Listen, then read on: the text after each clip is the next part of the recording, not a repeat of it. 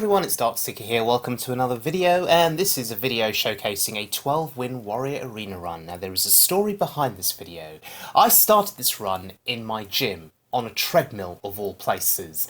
You can see in the top right-hand corner the battery meter there. I was doing it on my phone, running out of battery, so it's getting quite scary for a moment there.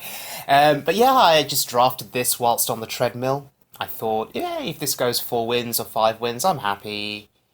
And, well, this deck did a lot better than that. It went 12. So, started out on the treadmill, played a few games, walked home from the gym, played some games whilst walking home on my phone, got home and I thought, oh gosh, I better start recording these games, because the run was going pretty well. And I always record my 12-win runs and publish them on YouTube. And this would be my third 12-win Warrior Arena run this year. I think Warrior is the class that I've had 12 wins with the most now in the game, so it's quite interesting. Anywho, this is a game where I'm going for 7 wins, and we're going to be looking at a few of the other highlights too, all the way up to 12 wins. So if you enjoy Arena, do stick around and watch this video. I was not able to record the drafting process for this deck because I drafted it on my phone, in the gym, on the treadmill. Which, for those of you that use your phones or your tablets, you'll know how hard it is. It's not easy. It really is not easy using your phone or your tablet because the screens are small, you can't often see what you're doing, you sometimes misclick. On my phone I've got to switch between the draft and the deck. It's really annoying. Anywho, after this video, I will show you the deck. When I say after this video, I mean after this particular clip, I will show you the deck before we look at any more highlights. And I will show you what cards are in the deck, and we'll talk a little bit about, their value and why they were chosen. This game is pretty much over. And you'll notice Edric the Pure in this deck. And you'll be thinking, what? I'm a warrior, not a paladin. How did Edric get in there? Well, all will be explained in a moment when we do look at the cards in this deck. Before we do that, I wonder if any of you can guess where Edric came from, or what would have given me Edric the Pure, because he's a paladin class card, certainly not a warrior class card. But we'll look at that in a minute. The Warlock's tapping here, it's pretty much over, there's nothing he can do. So we go out in, we don't go out, we win in style. The Warlock, well, goes out in a blaze of glory, I guess. Did his best, tapped, but couldn't make it work. Oh well. And this is the deck. At 7 wins. Having a quick scroll through the deck here, just to give you an idea of what is involved, what cards make this deck up. So Deathlord is a fantastic taunt, 8 health, mind control tech, steal a minion, love stealing minions, right, pretty good. Deathspite, it's a weapon, it kills things on board, gives you board control. Arachne Weaponsmith gives you a weapon, that's pretty good too. Weapons are important. Bloodhoof Brave, and there are 3 copies of Bloodhoof Brave in this deck. 3, yes, count that again, 3 copies. 6 health taunt, enrage effect, so good, so hard to kill, just so good. Tinkmaster is card draw, you don't say no to that. Parted Shredder, high value minion because of the death rattle, gives you a minion. BGH, Big Game Hunter, yeah, it costs 5 now, but hey, it kills a fat thing. So killing big minions, or fat minions, is good. Bomb Lobber, well, kills a minion on board, potentially with that 4 damage battlecry. Madder Bomber, not a fan of this card, don't like the RNG, but I was forced to pick it. Psychotron is a taunt, we love taunts. Grand Crusader, yeah, this gave me Edric the Pure. The best result, of course, is Tirion. But yeah, I'll take Edric. Edric was pretty good.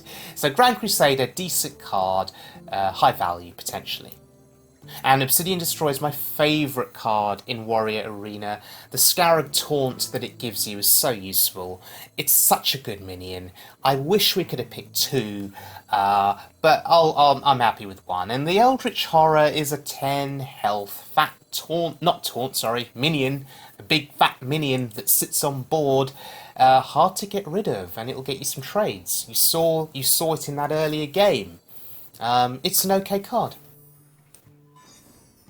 Well, it's not an okay card to have in your opening hand, but there you go. Deathspite is a keeper, obviously. We love Deathspite. Alexstrasza's Champion is a 2-drop, but it's an okay 2-drop. There are no dragons in this deck, so it's simply a 2/3 body that will sit on the board. So it's average. It's okay.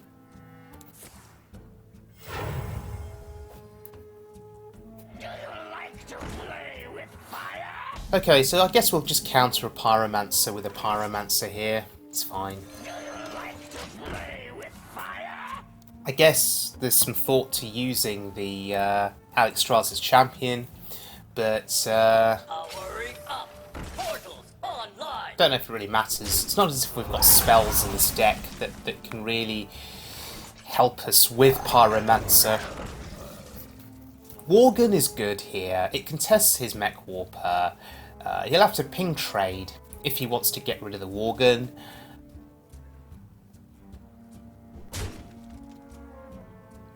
Okay, choosing to go face, sure. This time for sure. Wow, and there is Tinkmaster Overspark. Bloody hell, that was an error. You got a squirrel out of it. And I have a weapon. Goodbye, Tinkmaster. And goodbye, squirrel. And hello, enraged Worgen. Yeah, Tinkmaster Overspark. Not doing very well for him there. Oh, the Mad Bomber. Well, that worked for him. Yes. Mad Bomber, more reliable than Tinkmaster. Interesting, right? I'm not particularly thrilled about using a 4-attack weapon on a 2-health minion and not getting value on the Death Rattle, but we had no choice. We had to get rid of it, so we can play our taunt here. Our 3/4 Divine Shield taunt is pretty good. And that, by the way, is the reason why it's so good. He had to ping it. And now we have a wolf for a trade. It's pretty good.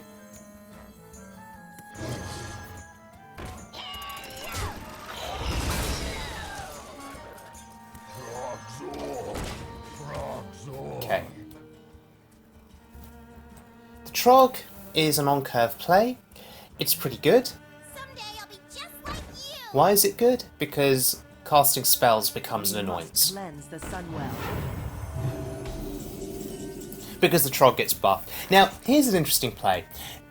When you look at this, you think, okay, trade the Trog into the 4/3, put the 2/2 into the 3/2, or Trog into the 4/3, play the Arathi and kill the 3/2.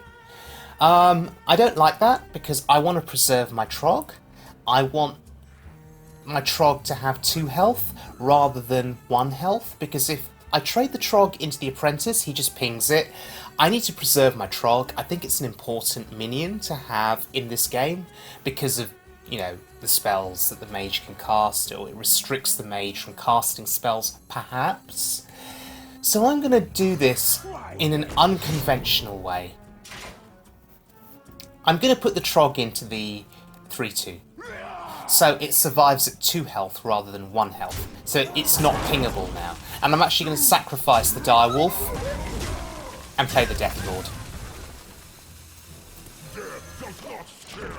I think that was an okay play, by the way. I think it was fine. Happy to sacrifice the wolf there. You see, and it paid off. He just played a secret, and he has to ping the Trog. So, slow turn. Actually quite a useless turn for him.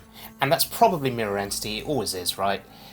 Well, sometimes it's Counter Spell, sometimes it's Effigy, sometimes it's Ice Barrier, but yeah, it's Mirror. So we can just deal with that. Answer the call of the light. Lay on hands is pretty good. Lay on hands is pretty good. Okay. So, threatening board here. Partially resistant to Flame Strike. And look, he has to ping again. So that Trog, so saving my Trog's health on that previous turn, it's meant that over 2 turns he's had to ping. That's pretty good. And now I think this game is ours to win because he's just used a DID and Dark-Eyed Dwarf without any beneficial buff effect. So we either play Lay on Hands or we flood the board with more stuff. And I think we just flood. Right, we trade with our face and with a minion, and we just play our taunts and our shredder. Yeah. So what are we afraid of here? We're not afraid of Flame Strike. The Deathlord and the Bloodhoof Brave both survive. Shredder gives us a minion. The 5/5 would have to be pinged. No, I'm okay with this. We're afraid of Mind Control Tech, but we have enough minions on board for it to perhaps not be as effective, because we've still got plenty left, even if he steals something. And Deathwing is the other thing we're scared of, I guess. The other thing that would be scary is AoE over 2 turns, like Flame Strike, Flame Strike, Flame Strike Blizzard. But the thing is, because his health total is so low, he's pretty much dead.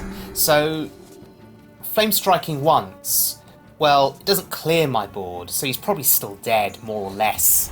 And he probably wouldn't be able to develop anything in time to Flame Strike again on his second turn, because he'd just be dead over 2 turns. So, yeah, double AoE's not enough to save him, given his low health total. But there is Rhonin! Oh my god, wow, this dude had Rhonin. So we've seen Tinkmaster Overspark, we've seen Rhonin. Let's count those legendaries. I'm actually going to give him the missiles here. I'm a nice guy who is BMing him here by healing him. I don't usually BM players, but if they play Rhonin, I think a bit of BM is deserved, right? So I'm going to heal him and kill him. Yeah, not a bad game. It took us to 9 wins. Hey, it's pretty good. So if you're keeping track of the legendaries that we've had to face, we've faced Tinkmaster, who was useless. We've faced Rhonin, who was too slow. One of my big complaints... Oh, look, there's the Winax.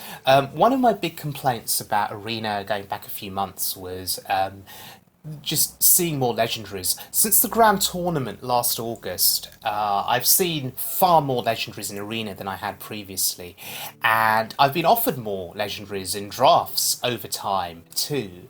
And sometimes, you know, when they play cards like Dr. Boom or Ragnaros or Ysera, you can't really win because those cards are just so overpowered. But sometimes the legendaries are too slow. And in the case of Rhonin, as you saw, it was too slow. However, you know, when they play Dr. Boom, you just can't win sometimes, and that's one of my issues with Arena. Sometimes I just view it as very unfair, because there's nothing you can do, no matter how well you play. But then some people would say, hey, that's part of the fun of Arena, right? It's part of the fun. Not sure how I feel about that.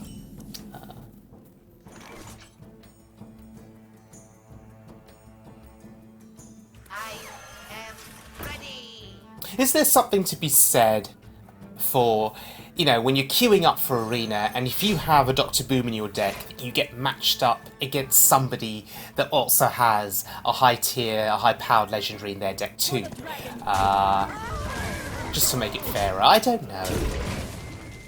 Is there something to be said, especially if you're playing Arena in a competitive sense, is there something to be said for matching players up against each other, where both players have, you know, high tier scores for their decks? So players with low tier scores for their Arena decks go up against other similar players with low tier scores.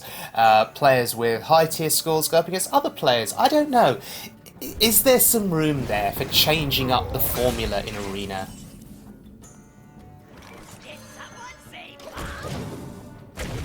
I once posted up something on Reddit questioning the state of Arena, and a lot of interesting views and responses came out from that. Some people agreeing with me, some people disagreeing with me. It's quite interesting. But I understand that Arena is all a bit of fun. It's all about the RNG. It's all about the unexpected. That is one of the things that makes Arena so great.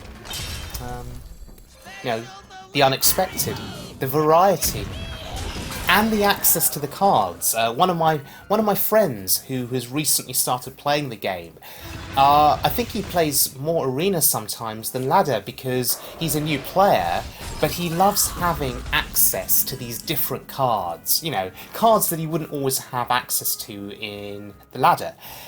When he's crafting his decks, because he just doesn't have them in his collection. But in Arena, he has access to them, and he's quite happy with that. And when he gets offered a legendary, he's very excited.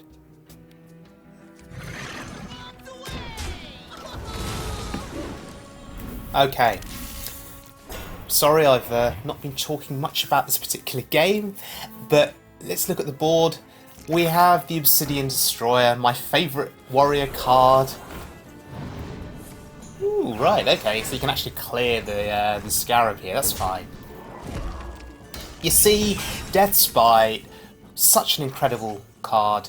It lets me get a clean kill on the 5/4. I'm going to go face, and I'm actually going to armour up here. There is a suggested play there of playing the Mind Control tech for board presence, but I'm actually going to value my health, because if I'm going to be using this weapon over the next turn, plus the weapon from the Arathi Weaponsmith, my health total could dwindle, and I'd be vulnerable to things like double fireball, for example. So, and we're saving Mind Control tech because he's probably going to play more stuff, right, in the next couple of turns, so we really want to save it. The question is, how do we go about clearing part of this board? I guess we kill... See, this is a difficult choice. Do I want to take 5? Yeah, I'm happy to take 5, because I want to preserve the Obsidian. The Obsidian's really important here. And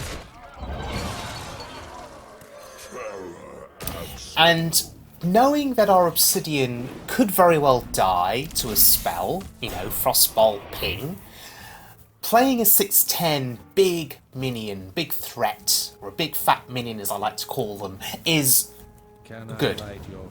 Oh wow. Will he ping his egg here? Yes he does, smart play. Is he dead though? 13, 14, 15, 16, 17, 18... I think he's dead? May need to recount that a second and a third time. Okay. 9 attack Obsidian, 7 attack. Oh, and yeah, 1 damage overkill. Pretty good.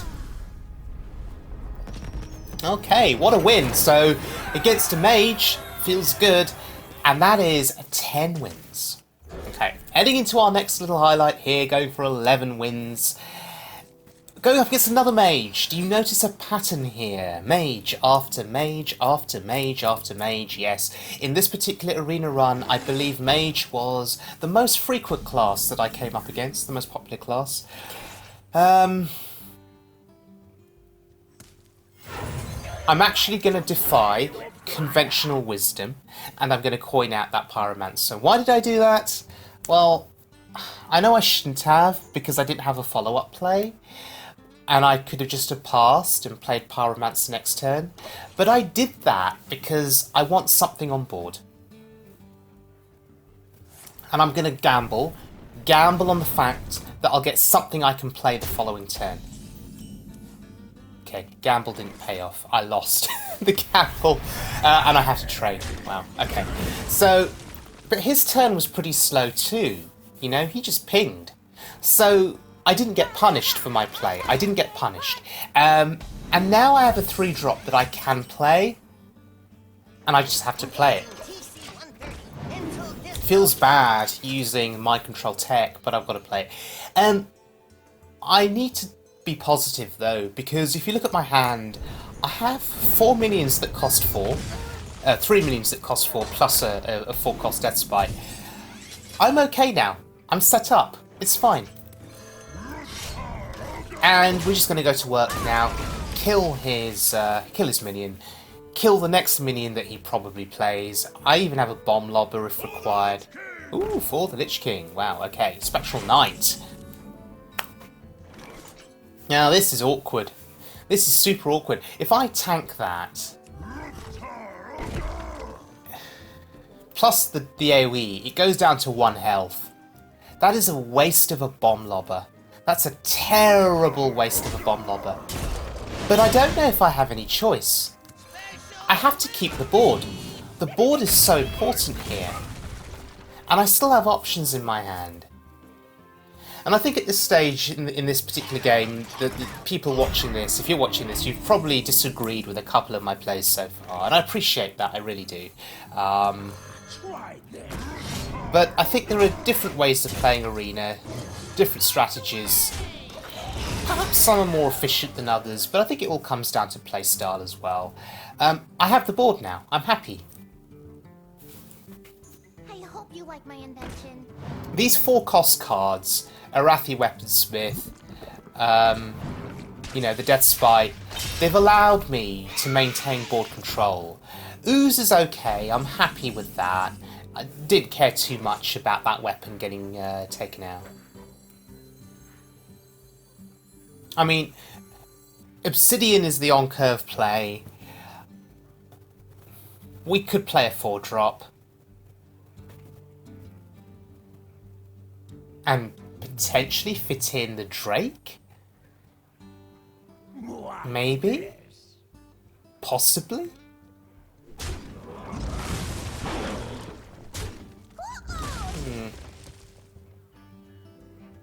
Yes, we can. And that's pretty good. I think that may be better than Obsidian Destroyer. Now, the only thing that wrecks us is Flame Strike. He can trade the Spectral, the Haunted Creeper into the 4/5 and get the Spectral Spiders out of it. That'd be pretty sad for us.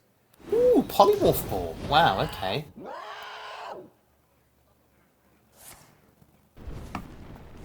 Wow. Hey, good thing I didn't play the Obsidian Destroyer. That Trog just ate up that spell. Oh wow, he's even got the torch, the Roaring Torch. Unbelievable, wow. So he had lots of ways of killing my Obsidian. Thank God I didn't play it. I have an axe to grind. Flood the board. Flood the board.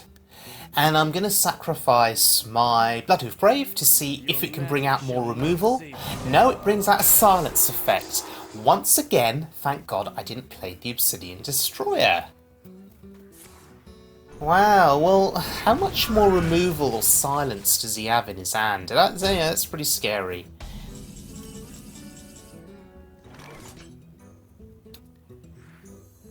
Do we just play it? Because we can fit in the armour up too. Or do we just want to play the 8-drop? No, Obsidian is fine. He needs more removal. How much more removal can he have? I mean, it's a mage, right? And we're going for 11 wins. So his hand is probably full of good cards, but...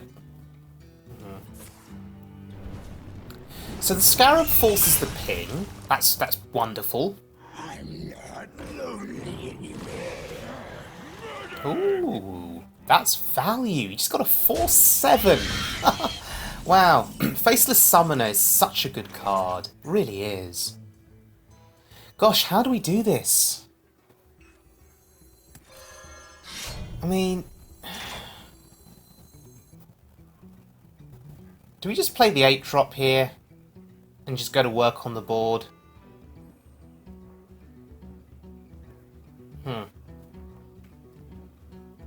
Could put the Obsidian into the 4/7? That's a start. Okay.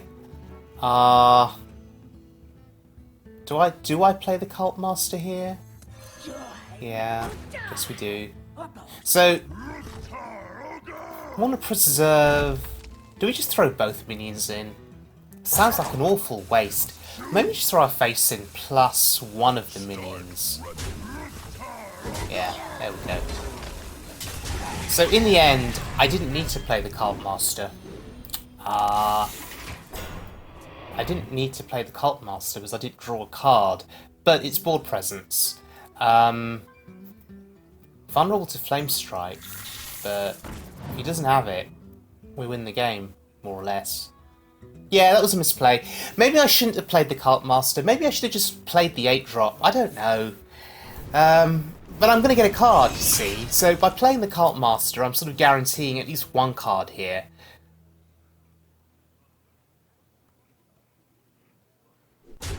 Oh, he's giving me a second card. Okay, I take back everything that I said. Playing the Cult Master was worth it. Yeah. Wow, he didn't have an answer. He didn't have an AoE. Wow, and that has taken us to 11 wins. Wow.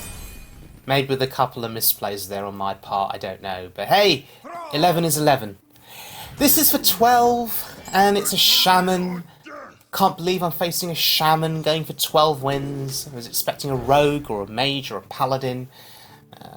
Or even a Warlock. But, oh, Shaman is interesting. And if the Shaman has got this far, his deck must be pretty good, right? But look at what I've got in my hand. I've got the Wind Axe, and I've got the Death Spite.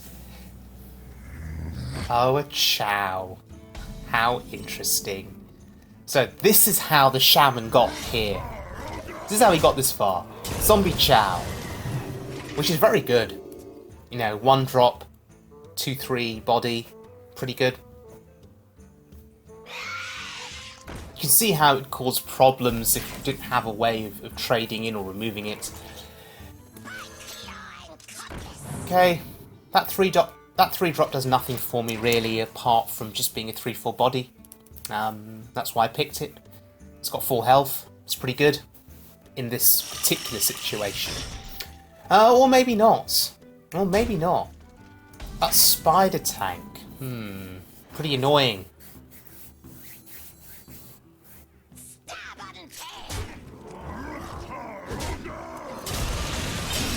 Okay. He'll trade the spider in, but I'll be left with a shredder on board. That's pretty good.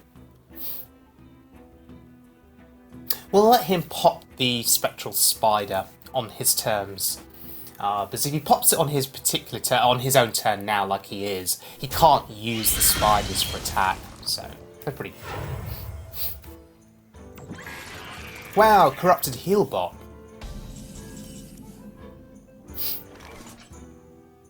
I guess we use the Arathi Weaponsmith.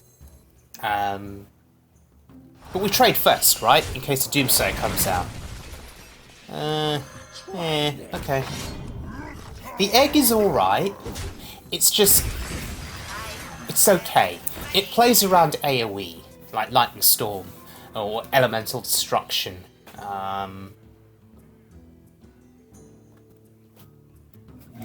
I guess if I was facing a mage, I'd be happier to have the egg on board because of blizzards and flame strikes. Against the shaman, how often do shamans draft Lightning Storm in Arena? How often do you see that card? But I've got the activator here. I've got the Whirling Blades. So the decisions here have to be made very carefully because we're going for 12 wins, and we've just got to think long and hard here about how we go about this. There are lots of options here. We can activate the egg, or we can keep it as a 0-2 just as insurance against AoE. Answer the call of the light. This is fine. And oh dear lord, we get Tirion. That's the best one. So we've had Edric the Pure previously, and now we've just had Tirion. How fitting, going for 12 wins and getting Tirion from Grand Crusader. Wow, this is like a, it's icing on the cake, so to speak. Hey, how did you lose this game if you got Tirion in hand? See, that's the question. So of course, fighting for 12 wins, this shaman has a fire elemental in hand. Yep, good card, very good. For the lights. Gonna tank it. I feel brave. Could have used the egg. Could have used the egg. But it's okay. I want to play around AoE, so I'm going to keep the egg. Now, this is where the warrior hero power actually comes in handy. I can armor up now turn to turn to protect my health total. Usually the warrior hero power does nothing in Arena. That's a common criticism of the warrior hero power. But here, given I'm at 14, a couple of armor here and there could help me because he's at 30. So if he's got spells in hand, you know, the armor's going to help. And we put our faith in the light with Tirion. Yeah, 2 death spites in hand, the potential for Ashbringer here. Yeah, we're in a good position. Really good position. And if we can keep armouring up occasionally, you know, we'll play around those lightning bolts to the face, we'll play around Doomhammer, Rockbiter to the face, because at this level of Arena, it wouldn't surprise me if he had Doomhammer, Rockbiter. I remember last year I had a 12-win warrior run with Warsong Commander and Grim Patron. That was before the nerf to the Commander. And it went 12. That's actually on my YouTube channel from last August, I believe. So do check that out if you want to laugh. But yeah, it is possible to draft these insane combos. And talking about insane, I just stole his Fire Elemental. Wow. This game is insane. Yeah, so it's possible to draft insane combos of cards in Arena. So Doomhammer Rockbiter, you know, is a long shot, but a possibility. So, yeah. Tirion blocks that. The armoring up process blocks that. It's over. Deathwing or bust. Hey, even if he plays Deathwing, we get an Arubian spawning from the egg. But, yeah, Deathwing or bust. That's not Deathwing. That's a 2/4. It gets gobbled up by Tirion or the Fire Elemental.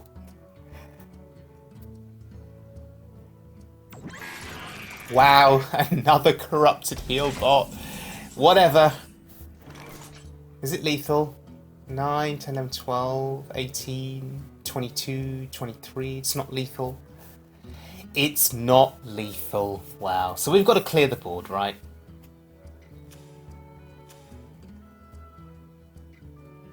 Or do we just go face? Does it matter? Does it even matter?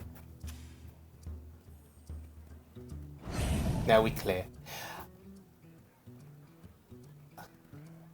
This is fine, right? 6-5 into a 6-6. It's an okay trade, I think. Restores 8 health to us. Sure.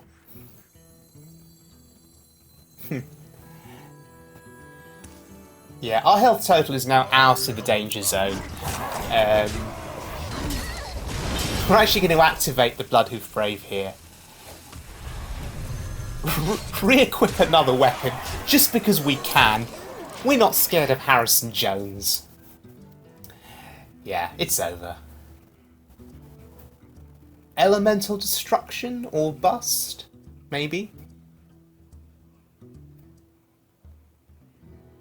Yeah, I've come up against Elemental Destruction a couple of times in Arena in the last month or so, so... There is a lot at stake. Oh, Thunderbluff Valiant. Oh, he gets Reno, and I bet he wishes he had Reno in his hand. The irony of it all. For the life binder. And it's over. Wow. Look at that board. It's so insane. But there we go. 12 wins. So pleased with that. This is my third 12-win Warrior Arena run this year. I'm so pleased. We're going to take a look at the rewards here. But there's a quick summary of the deck. Yeah, Bloodhoof Braves, Death Spites, plural, more than one. But yeah, 12 wins, so chuffed with that. Thanks very much for joining me, everyone.